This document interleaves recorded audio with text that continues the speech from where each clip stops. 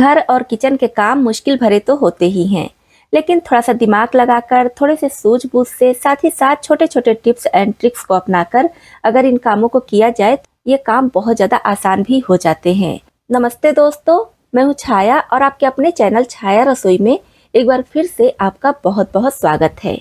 हमेशा की तरह फिर से आपके लिए बहुत ही यूजफुल टिप्स एंड ट्रिक्स के वीडियोस लेकर आई हूँ, जिसको अपनाकर आप अपने समय और पैसे बचा सकते हैं, साथ ही साथ काम को भी आसानी से निपटा सकते हैं। तो आप वीडियो पूरा जरूर देखिए और ये वीडियो आपको जरा सा भी पसंद आए तो प्लीज लाइक और शेयर जरूर कर दीजिएगा। और हमेशा की तरह कमेंट बॉक्स में लिखकर ये जरूर बताइएगा कि इस चैनल के वीडियोस आप किस शहर या फिर किस गांव से देख रहे हैं, जिसे मैं लिखकर आपको थैंक्स बोल सकूं। तो चलिए देख लेते हैं आज की सबसे पहली टिप।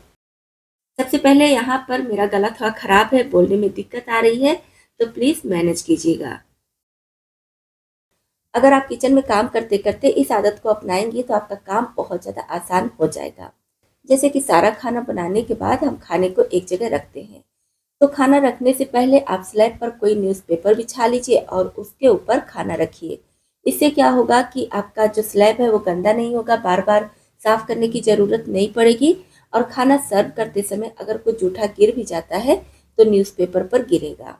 जैसे कि मैं यहाँ पर देखिए सारा खाना बनाकर और न्यूज़पेपर पर इस तरह से रखी हूँ। इस तरह से खाना रखने से स्लैब हमारा साफ रहता है, बार बार साफ करने की ज़रूरत नहीं पड़ती है। और इस तरह के लिड वाले जो बाउल होते हैं कोशिश कीजिए कि आपके घर में भी हो, क्योंकि इससे हमारा काम बहुत ज़्यादा आसान हो जाता है।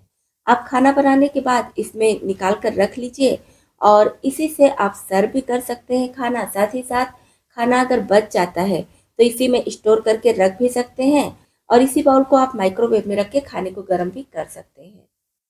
तो ये बाउल बहुत ज़्यादा काम का है। जब से मैं इसको ले ली हूँ मेरा काम बहुत ज़्यादा आसान हो गया है। वैसे स्टील के बर्तन में इसको मैं रखती थी तो बहुत जल्दी से खाना ठंडा भी हो जाता था और माइक्रोवेव में गर्म करने में भी काफ़ी ज़्यादा दिक्कत आती थी। इसकी वजह से मेरा काम बहुत ज़्यादा आसान हो गया है। अगर आप भी इस बाउल को लेना चाहती हैं तो कमेंट बॉक्स में लिख कर बताइएगा, मैं इसका लिंक दे दूँगी, आप ऑनलाइन परचेज कर सकती हैं। काफ़ी सस्ते में काफ़ी अच्छी क्वालिटी का बाउल रिसीव हो जाएगा। कभी कभी हमें कच्चे टमाटर का छिलका उतारना होता है तो काफ़ी ज़्यादा दिक्कत होती है। वैसे हम भून कर उतारते हैं या फिर उबाल कर उतारते हैं, लेकिन आज जो टिप आपके साथ शेयर कर रही हूँ इससे आप कच्चे टमाटर का छिलका बहुत आसानी से उतार सकते हैं।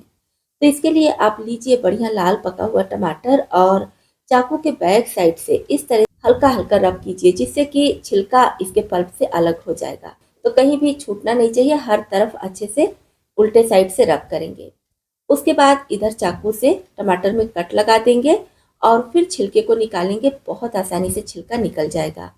जैसे हम उबले हुए टमाटर से या फिर भुने हुए टमाटर से छिलका निकालते हैं, सेम उसी तरह से बिल्कुल भी दिक्कत नहीं होगी। जैसा कि आप वीडियो में देख पा रहे होंगे कितनी आसानी से छिलका निकल जा रहा है। तो टमाटर जितना बढ़िया पका और लाल होगा छिलका उतनी ही आसानी से निकलेगा।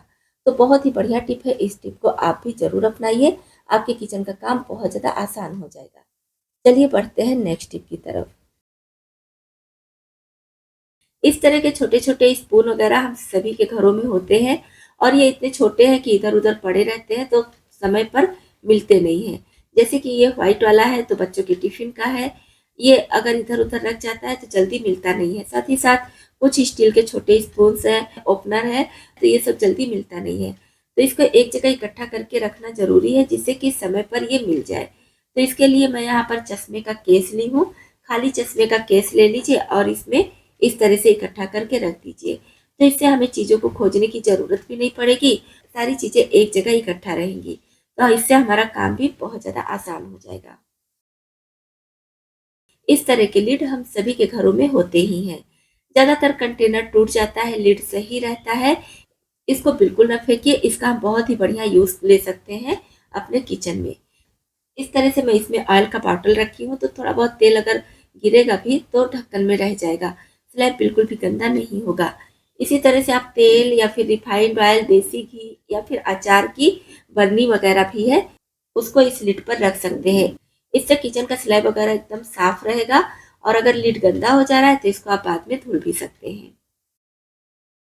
इस तरह की छोटी छोटी चीज़ें हम सभी के पास होती हैं, जैसे कि क्लिप हो गया या फिर बैक पिन हो गया या जूड़ा पिन हो गया, बिंदी वगैरह, बिंदी या फिर छोटा छोटा क्लेचर वगैरह, अगर हम कहीं बाहर जाते हैं तो ये चीजें पर्स में ऐसे ही डाल देते हैं, तो जरूरत पर ये चीजें मिलती नहीं है, इधर उधर हो जाती है। इसके लिए आप छोटी सी टिप अपनाइए। खाली चश्मे का केस ले लीजिए और इसमें ये चीजें इकट्ठा करके रख लीजिए। जितनी छोटी छोटी इस टाइप की चीजें हैं सबको रख लीजिए और इस चश्मे के केस को बाहर जाते समय अपने पर्स या फिर बैग में रखिए। आपको जिस चीज की जरूरत होगी बहुत आसानी से मिल जाएगी। छोटी छोटी होने के बाद भी ये चीजें बिल्कुल भी गायब नहीं होंगी। आई होप ये वाली टिप भी आपको पसंद आई। आज हम एयर फ्रायर में शकरकंद भूनेंगे। इसके लिए शकरकंद को अच्छी तरह से धुल लेंगे। धुलने के बाद एयर फ्रायर की जो जाली होती है इस तरह से रखेंगे और इसको हम लगा देंगे 180 डिग्री टेम्परेचर पर 10 मिनट के लिए सेट करेंगे। बीच बीच में 1 से 2 बार इस तरह से इसको हिलाते रहेंगे जिससे कि शकरकंद एक बराबर से भुने। और 10 मिनट बाद हम देखेंगे बहुत अच्छे से ये भून चुकी है। जैसा कि आप वीडियो में देख ही रहे होंगे कितने अच्छे से चिटक चुकी है। तो बस इस तरह से आप एयर फ्रायर में शकरकंद भूनिए और आग पर भुने हुए शकरकंद का मजा लीजिए। बहुत ही ज़्यादा टेस्टी लगती है ये। अब इससे आप कोई भी रेसिपी बनाइए या फिर ऐसे ही खाइए। अगर आपके पास एयर फ्रायर नहीं है तो मैं कई सारी टिप्स शेयर कर चुकी हूँ जिससे आप बिना एयर फ्रायर के भी शकरकंद भूनकर खा सकते हैं। घर में आने वाले ताजे दूध से दूध की मलाई हम सभी निकालते हैं। तो मलाई निकालने के लिए क्या करते हैं, दूध को पहले गर्म करते हैं अच्छी तरीके से और फिर ठंडा करने के बाद फ्रिज में रख देते हैं। फ्रिज में रखने की वजह से दूध में मलाई बहुत बढ़िया और बहुत जल्दी से पड़ जाती है। तो अब भगोने से मलाई को अलग करने के लिए चम्मच की मदद से इसके कॉर्नर पर इस तरह से घुमाइए। इससे भगोने में जो भी मलाई चिपकी है सब साइड से निकलती जाएगी और सारी मलाई बीच में इकट्ठा हो जाएगी। उसके बाद चाय वाली छन्नी लीजिए और छन्नी से मलाई को इकट्ठा करते हुए छन्नी में निकाल लीजिए। इससे सिर्फ मलाई निकलेगी, दूध बिल्कुल भी नहीं निकलेगा इसके साथ में। वैसे क्या होता है कि हम किसी कटोरी में या बर्तन में मलाई जब निकालते हैं तो मलाई के साथ साथ दूध आ जाता है, तो इससे दूध पूरी तरह से अलग हो जाएगा। सिर्फ और सिर्फ आपको मलाई मिलेगी। मलाई निकालने का बहुत आसान तरीका है, इसको आप भी अपना सकती हैं। अब अगर आप 2 बार मलाई निकालना चाहती हैं तो दूध को फिर से अच्छी तरह से गर्म कर लीजिए और उसके बाद ठंडा करके फ्रिज में रख दीजिए। तो जो नेक्स्ट टाइम इसमें मलाई आएगी उसको भी इसी तरह से निकाल सकती हैं। क्योंकि किसी किसी को बिना फैट के मिल्क पीना होता है तो आप 2 बार मलाई निकालिए, पूरा फैट निकल जाएगा और फिर ये दूध पीने के लिए तैयार रहेगा। छोटी सी टिप है लेकिन हर किचन के लिए बहुत काम की है। आप भी इसको अपनाकर जरूर देखें। दोस्तों ये थी आज के कुछ यूजफुल टिप्स। इनमें से आपको कौन सी टिप ज़्यादा पसंद आई और कौन सी पहले से पता थी, कमेंट बॉक्स में लिखकर जरूर बताइए। साथ ही साथ हमारी यूट्यूब फैमिली में शामिल होने के लिए इस चैनल को अभी तक सब्सक्राइब नहीं किए हैं तो सब्सक्राइब भी कर लीजिएगा।